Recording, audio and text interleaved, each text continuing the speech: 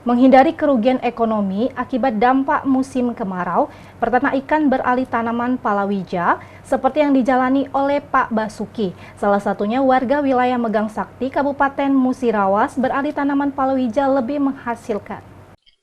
Musim kemarau panjang memaksa peternak ikan beralih menanam palawija sebagai usaha sampingan, seperti yang dilakukan oleh Pak Basuki, salah satu peternak ikan di wilayah Megang Sakti, Kabupaten Musirawas, menanam palawija sebagai usaha sampingannya. Menggeluti sebagai petani palawija sudah dari 2 bulan yang lalu. Harga ikan yang mengalami penurunan drastis membuat Pak Basuki melakukan usaha sampingan dengan menjadi petani palawija. Petani Pak Basuki mengatakan, menanam palawija ini hanya sebagai selingan.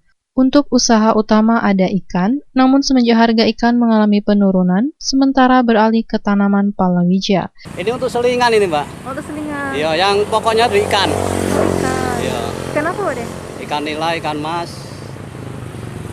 ikan Untuk lele. penjualan harga ikan sekarang gimana, Pak, deh? Nggak ada harga. Nggak ada harga. Makanya sekarang lagi fokus Ya, di sini, memang Pak, deh. berubah ke ini, nggak ada harga. Ayu Fitriani, Selampari TV, melaporkan.